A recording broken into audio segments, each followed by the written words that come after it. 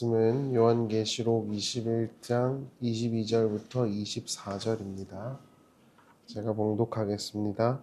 성 안에서 내가 성전을 보지 못하였으니 이는 주 하나님 곧 전능하신 이와 어린 양이 그 성전이심이라.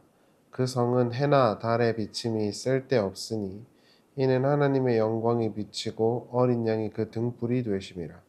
만국의 그 빛 가운데로 다니고 땅의 왕들이 자기 영광을 가지고 그리로 들어가리라. 낮에 성문들을 도무지 닫지 아니하리니 거기에는 밤이 없음이라. 아멘.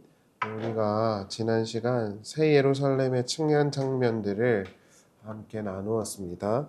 이 장면들은 하나같이 구약 선지자들의 예언을 인유한 것이었죠. 그러한 인유의 의도는 결국 하나님의 신실하심을 입증하는 것에 있다 볼 수 있겠습니다. 과거의 선지자들을 통해서 말씀하셨던 하나님께서 그 모든 약속대로 모든 것을 이루어내셨고 내실 것이라는 점을 함의하고 있는 것입니다. 요한계시록 21장을 우리가 이제 마무리하는 지점에서 반드시 한 가지를 점검해야 하는 것이 있는데요. 그것은 진정한 성전과 이스라엘은 무엇인가 하는 것입니다.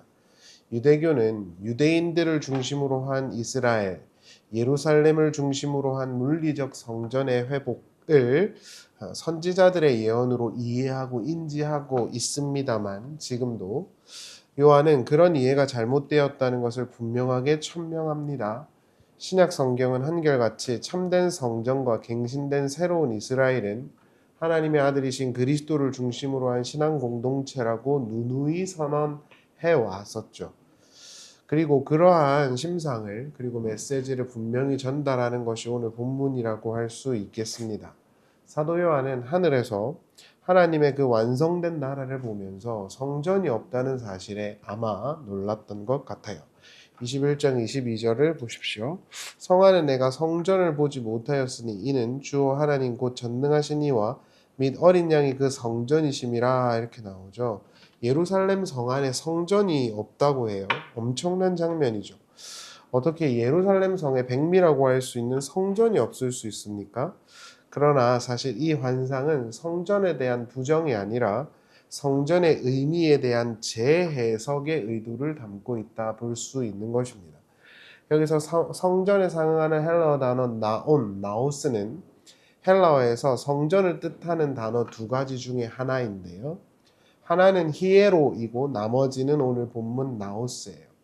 히에로는 성전 마당 뜰, 밖을 지칭한다면 나오스는 지성소를 말하는 것입니다. 그런데 하나님 나라에 이렇게 완성된 그 나라를 보니까 지성소도 없대요. 성전이 없다는 거예요. 그런데 그 이유는 하나님과 어린 양이 그들의 성전이 되셨기 때문이다 라고 말을 하고 있어요. 그러니까 이것은 어떤 의미냐 하면 보이는 물리적인 예루살렘 성전 그런 것은 없더라도 없어졌지만 하나님께서 그들 가운데 임재하시고 함께 하심으로 그 전역이 다 성전이 됐다는 걸 말하는 것입니다. 실제로 성전이라는 개념 자체가 하나님이 임재하시고 하나님의 백성들과 교제하는 곳이란 뜻이잖아요.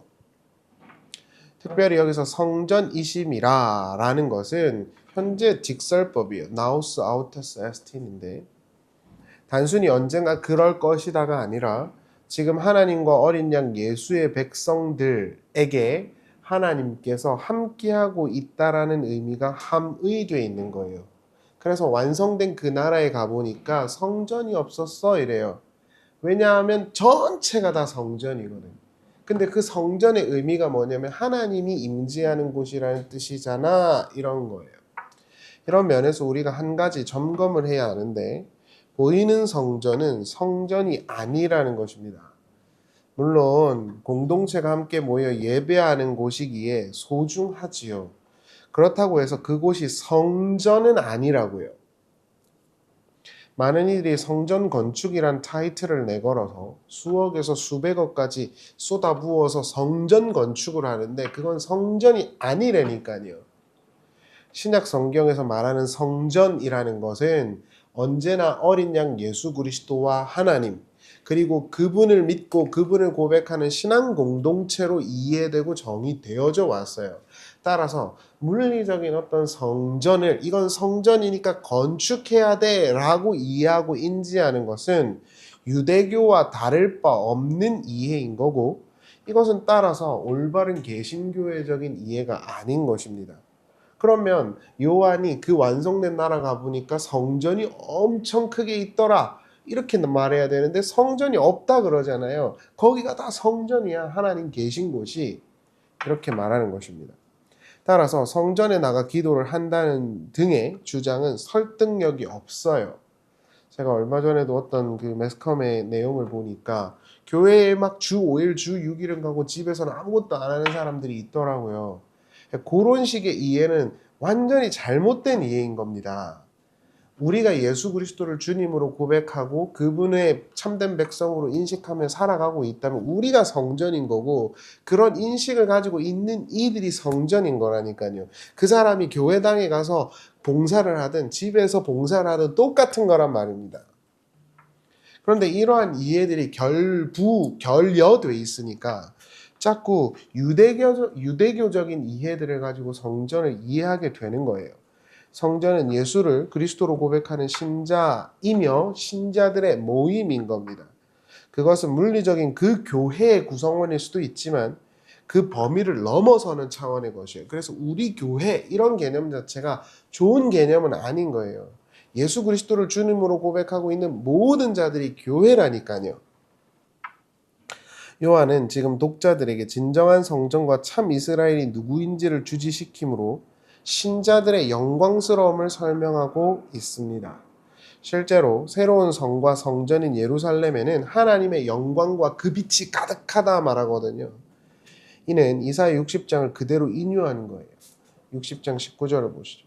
다시는 낮에 해가 내 빛이 되지 아니하며 달도 내게 빛을 주지 않을 것이요 오직 여호와가 내게 영원한 빛이 되며 내 하나님이 내 영광이 되리니 다시는 내 해가 지지 아니하며 내 달이 물러가지 아니할 것은 여호와가 내 영원한 빛이 되고 내 슬픔의 날이 끝날 것임이라. 이렇게 나오죠. 요한계시록 21장의 그 장면과 60장 19절의 장면이 그대로 일치하고 있죠. 그런데 여기서 한 가지 분명한 차이가 있습니다. 그것은 어린 양이 없다는 거예요. 이사야의 예언에는. 그러나 요한계시록에는 어린 양이 등장하죠. 23절을 보세요. 그 성은 해나 달의 비침이 쓸데없으니, 똑같은 표현이에요. 이는 하나님의 영광이 비치고 어린 양이 그 등불이 되심이라. 여기에 이렇게 붙어 있죠. 이사야는 하나님의 영광이 비쳐서 달과 해가 필요 없다고 말을 했어요. 그리고 요한계시록도 똑같이 그렇게 말을 했습니다. 하나님이 빛이기 때문에. 그러나 이사야는 어린 양에 대한 커멘트가 없지만 요한계시록에서는 어린 양에 대한 커멘트가 있습니다. 이는 새로운 성의 시작이 결국 그리스도와 결부되어 있다는 것을 강력하게 시사하는 거예요. 빛이신 하나님, 그 빛을 매게 하는 등불, 이런 개념으로 붙어 있다는 거예요. 하나님의 새로운 성이 나타나게 된 것은 따라서 어린 양 예수의 등장 때문임이 틀림없습니다. 이는 다니엘이 보았던 환상과 정확하게 일치하죠. 다니엘은 하나님 앞에 나와 구름을 타고 하나님 앞으로 들어가는 인자 같은 일을 봤다 그랬습니다. 그 인자를 우리는 소위 메시아라고 부르는데, 이 메시아를 신약 성경과 예수 공동체는 그리스도로 선포하고 믿고 있죠. 따라서 이러한 기독론적 이해가 요한계시록의 환상에 지금 나타나고 있는 것입니다. 하나님의 갱신된 새로운 성 예루살렘은 어린 양 예수의 등장과 함께 시작되었으며, 따라서 그 하나님 나라의 갱신된 예루살렘은 어린 양 예수 그리스도의 백성들일 것임을 함의하고 있는 거예요. 그래서 그들이 성전인 거란 말입니다. 지금 비록 마당뜰이 밝히고 있는 형국일 수도 있지만 그렇게 빛이 해가 비칠 필요가 없고 밤도 없는 그 슬픔의 날이 끝나는 순간이 올 거란 말입니다. 그게 우리들에게 하나님이 주시는 최종적인 약속이고 하나님께서 우리에게 주시는 소망인 것입니다. 그리고 그것은 언젠가 우리가 받을 게 아니라 계속 우리 안에서 또한 이루어져 가고 있는 거예요. 그래서 Nous autos estin, 현재 직설법으로 써놓은 거예요. 24절을 보시면 만국이 그 빛 가운데로 다니고 땅의 왕들이 자기 영광을 가지고 그리로 들어가리라. 낮에 성문들을 도무지 닫지 아니하리니 거기에는 밤이 없음이라. 여기서 밤이 없다 그러죠. 밤이 없다는 걸 이사야가 뭐라 그랬죠? 슬픔이 끝났다 그렇게 말했죠. 만국이 그 빛을 따라다니게 되며 왕들이 그곳에 들어가서 자기들의 영광을 돌려줄 것입니다. 여기서 왕들이 그곳에 들어간다, 만국이 그리로 들어간다는 것은 하나님 나라의 최종적인 승리를 함의하는 것이에요. 고대에서 밤은 위협이 있었기 때문에 성의 문은 항상 닫아놨었거든요. 그런데 하나님께서 성의 중심이 되시는 그 성은 밤도 없고 닫힌 곳도 없어요. 영원히 안정되고 안전한 곳이라는 뜻이겠죠. 헬라 원문으로 보면 부정강조 형태로 이 대목이 서술되어 있거든요. 우메 이런 식으로. 이는 하나님의 나라가 얼마나 좋은 곳이고 안전한 곳인지를 천명하는 거예요. 여기서 한 가지 우리가 오해하면 안 되는 것은 만국의 왕이 그리로 들어간다라는 표현은 만민이 구원을 받을 거라는 표현이 아닙니다. 예수를 믿든 안 믿든 다 들어간다는 소리가 아니에요. 지옥은 없다 이 소리가 아닙니다. 실제로 그 성에 들어갈 자격이 있는 자들은 서술되거든요. 그 이후에. 따라서 만국의 왕들이 그 성으로 들어간다는 건 하나님께서 세상 왕들의 영광의 대상이 되셨다는 것, 즉 하나님이 결국 최종적 승자라는 것을 의미하고 의도한 것이지 모든 사람들이 그 성에 들어가서 모두 천국에 산다는 어떤 종교다원주의적인 설명과 주장이 가능한 구절이 아니라는 겁니다. 26절을 보세요. 사람들이 만국의 영광과 존귀를 가지고 그리로 들어가 있고 이러다 보니까 천국에 다 들어간다는 거 아니야? 이런 뜻으로 이해를 할 수 있지만 그렇지 않다니까요. 무엇이든지 속된 것이나 가증한 일 또는 거짓말하는 자는 결코 그리로 들어가지 못한다 그러잖아요. 오직 어린 양의 생명책에 기록된 자들만 들어가리라. 이렇게 나옵니다. 따라서 이러한 구절들을 오해해서 모두가 구원을 받는다는 식으로 주장하는 종교다원주의적 주장은 있을 수 없는 이야기예요. 그러한 해석도 가능하지 않아요. 이는 27절에서 결코 들어올 수 없다. 우매 이렇게 되어 있거든요. 절대 안 돼 이런 뜻이에요. 강조 형태입니다. 그 문장만 봐도 분명해요. 여기서 사용된 가증된 일 그리고 거짓말하는 일 이건 전부 다 우상숭배와 관련된 표현이었어요. 요한계시록을 보면. 따라서 세상에서 하나님 없이 자기 마음대로 또는 자신을 숭배하면서 산 자들도 들어간다는 내용이 아닙니다. 그럼 왜 이런 표현이 쓰였냐? 전술했잖아요. 하나님께서 결국 최종적인 승자라는 것을 전달하기 위해서 그런 거예요. 또한 성경에 따르면 모든 이들이 아니라 어린 양의 생명책에 기록된 자들만 이 성에 들어가겠죠. 우리가 계속해서 나누었지만 왜 어린 양의 생명책일까요? 우리가 계속해서 나누었던 것이지만 묵시문학에서 등장하는 재앙은 모두 출애굽기에 관한 인유예요. 10가지 재앙에서 면함을 받는 길은 오직 한 가지밖에 없죠. 하나님의 백성이 되는 것. 그리고 10가지 재앙 중에서 가장 큰 재앙이라고 할 수 있는 그 재앙을 면함받는 일은 뭐 때문이었죠? 6월절에 어린 양의 피를 바르는 거였잖아요. 그래서 어린 양의 그 생명책이라고 되어 있는 거예요. 이는 어린 양의 희생과 대속의 희생으로 말미암아서 은총을 받은 자들만 그 속에 들어간다는 내용이 들어가 있다는 것을 충분히 추론하게 하죠. 그래서 요한계시록에서 보면 성도들이 어린 양의 보혈에 자신의 의복을 계속해서 빨았다라고 말을 한 것입니다. 말씀을 마치겠습니다. 이제 요한계시록이 끝나가죠. 이제 요한계시록이 끝나면 누가의 이제 저서들을 우리가 함께 공부할 텐데요. 저도 어릴 때 그리고 처음 계시록을 보았을 때 많은 이들이 베리칩, 일루미나티, 프리메이슨과 같은 자극적인 단어들과 내용으로 요한계시록을 문자적으로 해석하던 것의 매력을 느꼈어요. 또 제가 신학생 때 그런 이들이 인기를 얻었습니다. 뭐 벤 머시기, 뭐 다 머시기 이런 사람들이요. 그러나 시간이 지나고 보니 그러한 해석들의 한계가 분명하다는 걸 알게 되었어요. 그리고 그들의 해석이 가난하고 비루하다는 것은 말할 필요도 없다는 것도 알게 되었고 어거스틴이나 깔뱅이나 물론 깔뱅은 요한계시록을 강의하지 않았지만 그러한 맥락에 있는 사람들의 그 내용들만 봐도 그러한 문자주의적인 해석이 가지고 있는 치명적인 결함들 따위들을 분명히 인지할 수 있었어요. 그래서 그런 이들은 여전히 이스라엘과 유대인의 유의미함을 강조하고 있고 그러한 문자적인 성향을 받은 편하게 취해서 가져가고 있는 사람들은 여전히 보이는 성전을 짓겠다고 성전 건축이란 타이틀을 깔고 있지만 이것은 올바른 이해가 아니에요. 기독론적 이해가 절대 아닙니다. 신약 성경은 일관되게 참 이스라엘은 예수 공동체며 참 성전도 예수 공동체라고 말을 했어요. 예레미야 3장 16절에 따르면 다시는 성전과 율법이 필요 없을 것인데 이는 너희 속에 그 성전과 그 율법이 있을 것이라고 선언되는 대목들이 있습니다. 따라서 이것은 억지나 개신교회적인 어떤 측면의 것이 아니라 유대인들이 오해해서 몰랐던 내용들인 거예요. 근데 그거를 예수 그리스도를 믿는 자들이 그대로 끌고 와 있다고. 그러니까 자꾸 집이나 성전이라고 불리는 걸 구별해가지고 여기서는 열심히 하고 여기서는 이렇게 등한히 여기는 뭐 집안일이 뭐 중요해 이런 식의 생각들이 생기게 된 것입니다. 그건 올바른 기독론적 이해가 아니며 정통적인 기독교적 사고도 아닙니다. 하나님의 그 예언의 시작은 등 뿌리신 어린 양 예수로 인해서 시작되었고 예수의 등장과 함께 그 예수의 공동체와 함께 완성이 되어지고 있는 거예요. 지금 비록 마당들이 짓밟히고 있다 하더라도 영원한 성전, 영원한 곳이 있다는 것을 기억하면서 우리가 그 최종적인 날까지 열심히 지어져 가야 한다는 것이 성경이 우리에게 던지는 소망입니다. 제가 오늘도 많은 생각을 좀 많이 하고 고민을 많이 했는데 제가 이렇게 사람들 관찰하는 걸 되게 좋아하거든요. 그런데 이렇게 세상을 들여다보면